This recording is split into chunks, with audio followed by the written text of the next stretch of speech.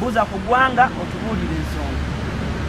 Njagala kumanya oba oli fayini amize it's fayini oba muli fayini yaja njagala kumanya oba oli fayini nze kuba naddera okulinnya trayini oyo basi kwagala abiri ebyalagiddwa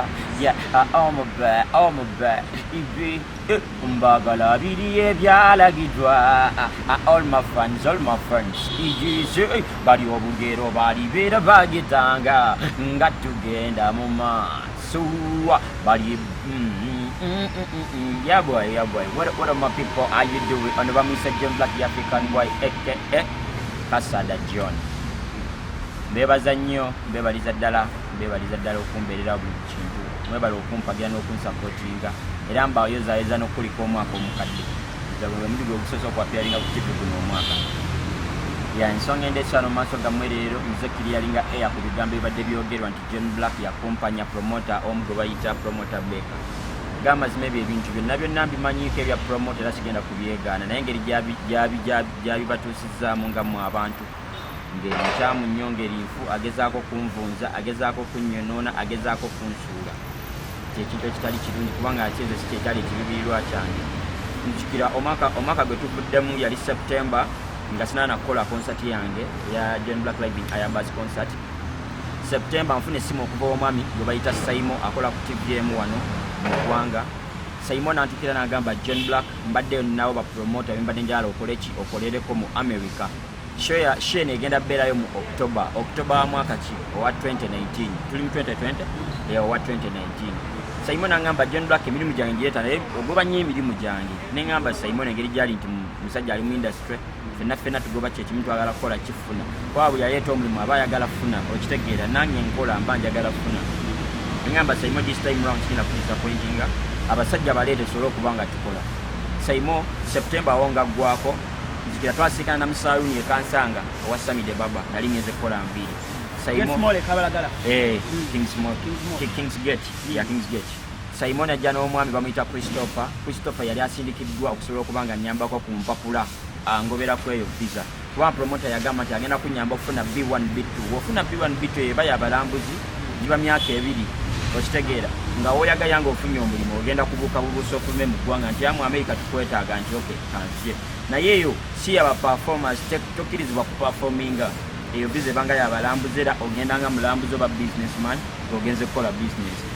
nengamba Saimo nja kuba nsiimye ekyo kiba tukikwasaganyiza Saimo ne tugoba ku bipapula nentwalayo documents zange omwami nambuza ebibuuzo nanzijuliza kuba nze sibimanyi we yanzijuliza tugamba izaawo nno nga kati tuli nga tugenda yingira October atandika nembuuza Saimo kuba kati bangamba bagenda bigo bakodde ndi bagenda kuŋŋamba ddi bagenda embassy egenda baweereza email diwe nino ogenda okukola ki ogenda okwapplyinga kati ennaku ziyitawo tuyingira October naye nga nenkuba akasimu abasajja bakomawa Saimo nangamba lindako abasajja bakya processing bakola ku invitation bakomawa lindako abasajja bali mukola invitation lwali olwo ne bankubira essimu ne bangamba baweereza email era ogenda mu October oba ennaku z'omwezi sizijjukira bulungi sigenda baliba naye nagenda mu October ate nga ne shows ezo zaaliyo mu October zaali ennaku z'omwezi nga 26 25 26 27 era promoter yangambirawo nangamba ezo ennaku zimyuse zimpe ngenda kutwalawa mu America nengamba tewali buzibu kati ngenda kwembase okusobola okuba nkwasaganya ebintu ebyo ogenda okuteekayo ntwalayo ebyo kati bagenda kumpa ntwalayo akatabo kati embase yampa bangamba lwendina okuddayo okukola interview bampanga 10 December jukira sheri yoddi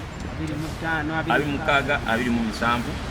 di October tumubuuse tuyingidde November yo America agambe bino byolese ngenda kukuwa ki ogenda kujja okola interview ennaku z'omwezi nga mmeka nga 10 December tegeeza shows ziba ziwedde nengamba Saimo naye obuzibu obwaliwo kubanze nali njogera nnyo ne Saimo gwe nali mmanyi yali middleman nengamba Saimo obuzibu obubaddewo muluddewo okwapplyinga bino ebintu kati omusajja atuwadde ennaku nga atwedde shows ziba ziwedde singa bali bakikola at least nga mu September oba ali September awo kyandibadde tusobola okuba nti kati ng'ate omuzimu tojja musalirawo America nti ze ngenda kuyimba nedda jukira visa gye applyinze ya business ogenda kukola ki so nga Saimo nangamba tukole ki tugumiikirize shows tuzireke ez'essatu tulinde visa esooke ekomewo. Ne mugamba Saimo siganyi naye ba promoters bangi abadde bankubiranga amasimu nga baagala ennaku ezo 26 27 28 oluna ekimu ku kivulu kyalina okuperformyako ne performance ekivulu kya Pato ranking bwe yajja e Kampala recently. Mwanda bangane mu Bulanga abamu nalimu naye sa performinga because nalimba zo bagamba bannaye ngenda America nasuwa ebivulu bingi. I lost more than 15 million nga netegekadde ekivulu kya America. Naye ensobi yali wani ensobi yali ku Saimo ne ba promoter abalwawo ku applyinga visa kati ntuka mu America nyongedde ne ngambi ne tewali buzibu kangu minkirize kaninde kati tuli mu October nyingira November netegera kivulu kyange kya Airbus live in John Black live in Airbus concert.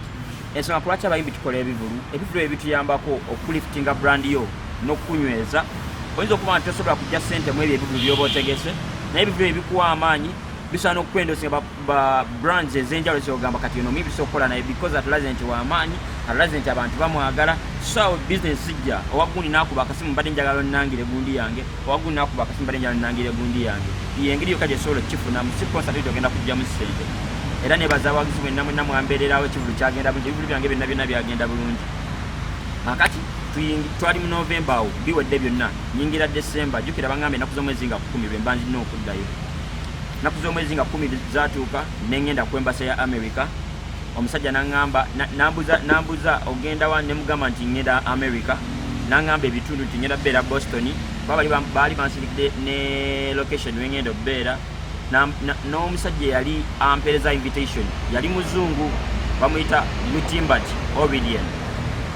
Kati n'aŋŋamba okay n'aŋŋamba naye no visa n'aŋŋamba okola ki nga ggwe ne mugamba ndi muyimbi n'aŋŋamba omwezi ofunanga ssente mmeka ne mugamba omwezi funayo olina obbagamba ssente eziraga nti togenda kufuuka liability mu nsi yawe olina obbalaga nti oli kuba obagambye ogenda kukola businesses ne mugamba omwezi nfuna miliyoni 3 nfuna miliyoni 4 n'agamba okay n'aŋŋamba John Black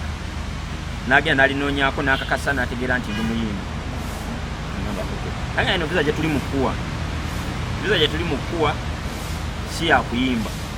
okujjako ngenda yimbira bakyali bawo mu nju nga muli awo mukiriizi batokkirizibwa fuluma nga ogenda kukola ssente kuyimba ne mugamba nkimanyi nanga Omumerika yakugambirawo aba agikuwadde akugambirawo aba tagikuwadde era akugambirawo yaŋŋamba Kasada John tikuwadde visa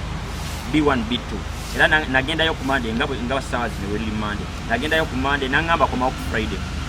ŋŋamba navayo nga ndi musanyufu manyi nfunye ekivisa kuba muya yaŋŋambirawo nfunye visa kakati nvayo bwe nti nga nkubira Saimo ebiseera ebyo byonna baali basirise basooke balawo bafuna visa oba sifuna baddemu batandika okunegotiatinga nange so mbe butafuna tebyandibasaze mbefuna awo bandizukiridde kati era njifuna awo visa njifuna era nenkubira Saimo ne mugamba Saimo nfunye visa n'agamba kale tugenda kuddamu tunegotiatinge nga bamaze osirika eri ebbanga lyonna ne mugamba Saimo sigenda tugenda kuddamu tunegotiatinge nga nnawo n'akatabo sinnakajjayo awo bakomyewo kati boodi badduse emisinde mugamba Saimo naye ekisooka bivulu byange nasuba ebivulu byange 3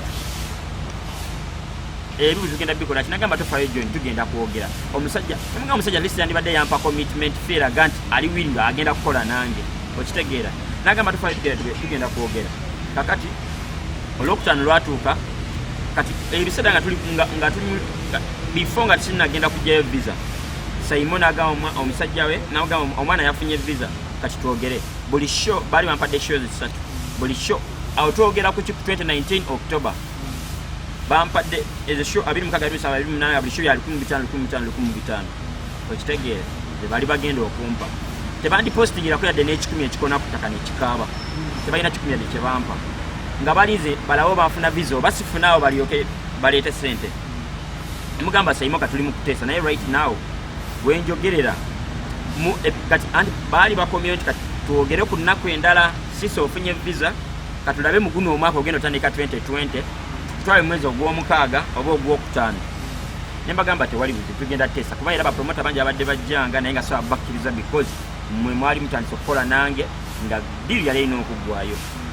sola kulya muntu olukwate n'embukiro omulala nga sinna malirizo ono ne mbagamba tewali buzibu tugenda kwogera ekyasookerwako edda ne mugamba Saimo kati guno omwaka tuli mu 2020 ekintu gena tuli mu 2020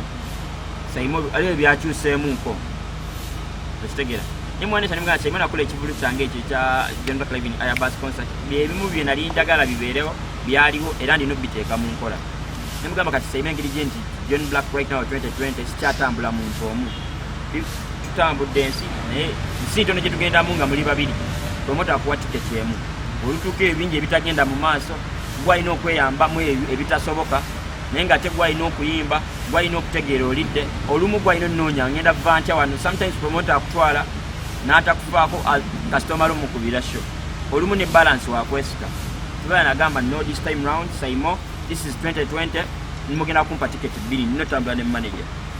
Simon angamba John Black omusajja agenda teekamu air ticket omusajja agenda kukususa omusajja agenda teekamu kino nekino agenda kukuliisa sente ezo zijja kuba nnyingi nemugamba Simon 1,500 wonteerako manager tekiba kibi ko era nesaaza diru zizonna zendi nemugamba diru zizonna zendi mu kunegotiatinga nazo abantu bonna betuli mu kwogera nabo nga shows za 2020 nga bantwala outside Uganda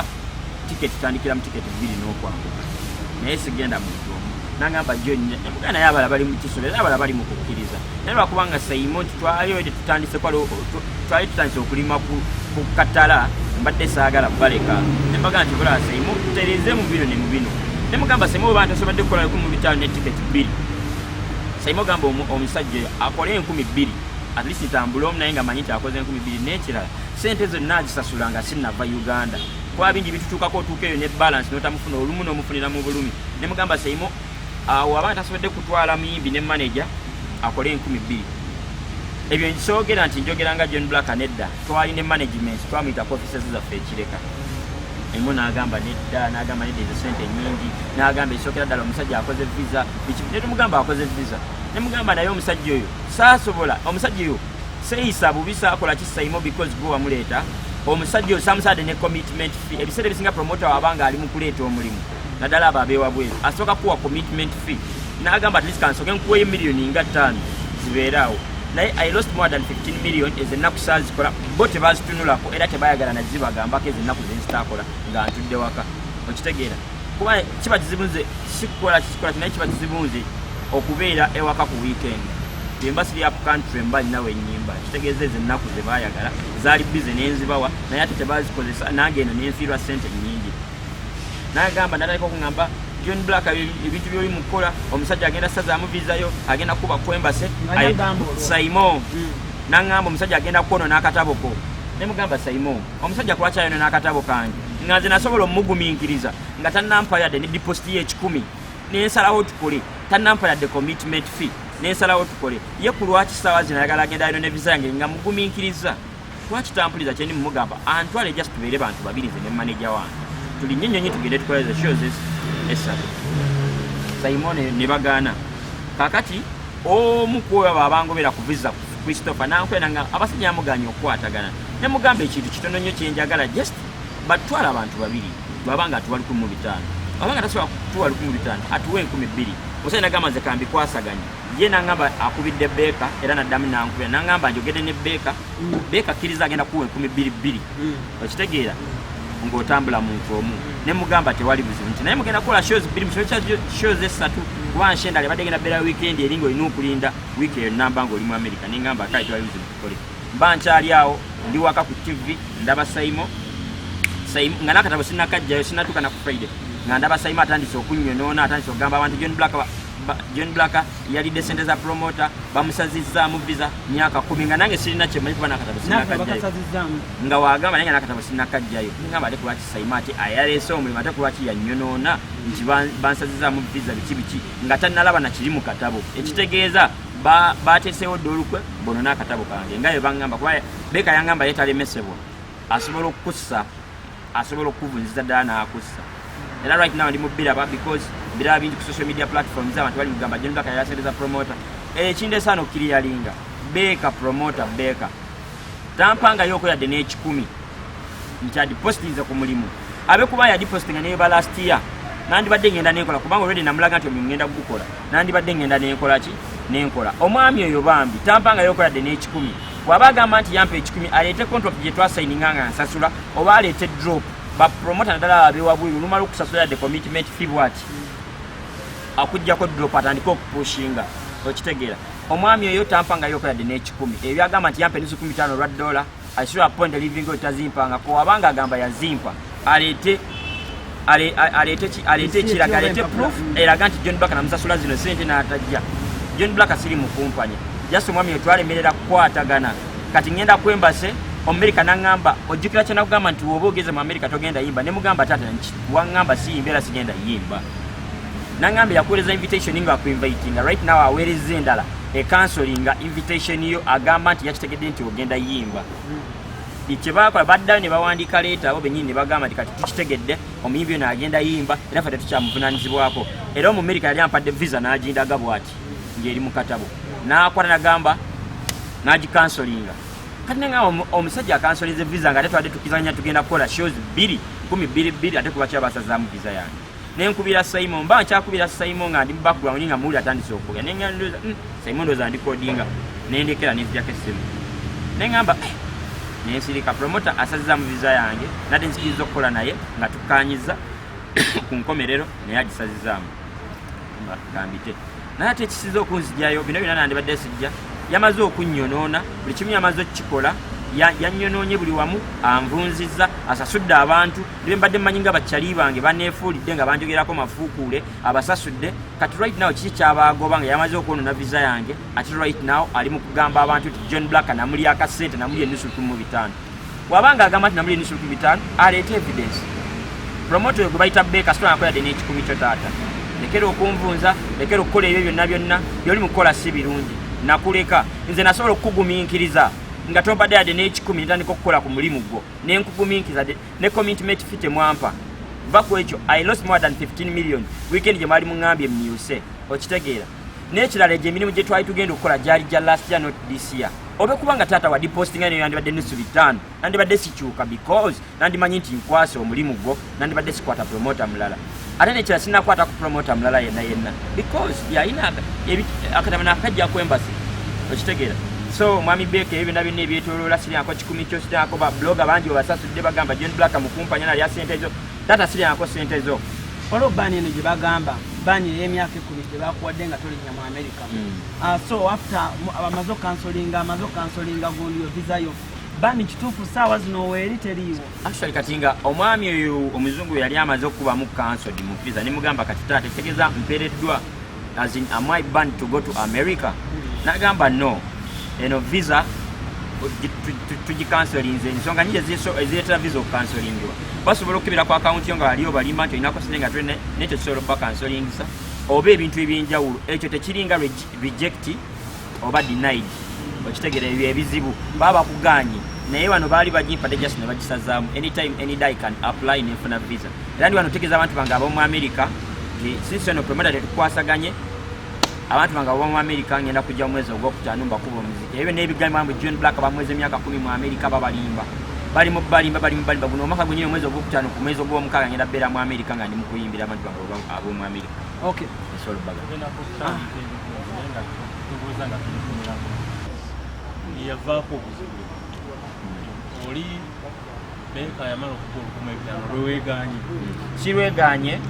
naye akimanyi talumpa nga bekubanga yalumpa yandibadde takoma ku voice notes yandibadde takoma ku video bwakola nti John Black namusasula yandi postings obujulizi naleeta nti contract ino John Black yagisigninga oba ne card drop akalaga nti John Black agenda kukola kaakano talina yadde n'ekikumi kyeyampa bagamba nti bammande be bakupaaza mwakanya 15 ne bakuwa 2000 omuyimbi kati gwaliyo last year oddayo mu January wadde December bali baba tebakola bakutwala program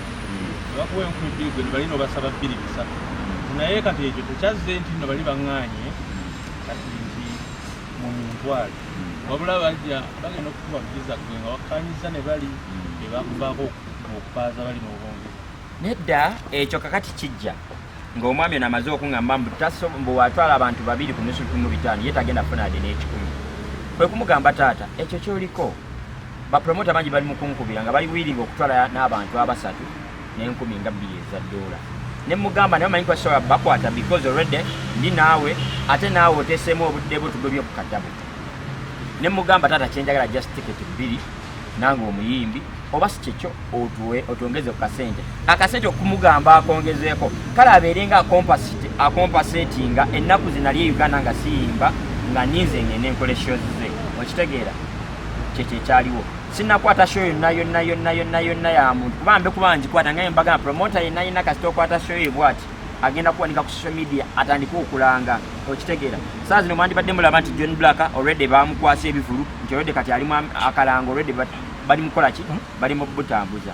okitegeera sinnakwata show yonna sinnakwata ku show mu America right now sinnakwata ku show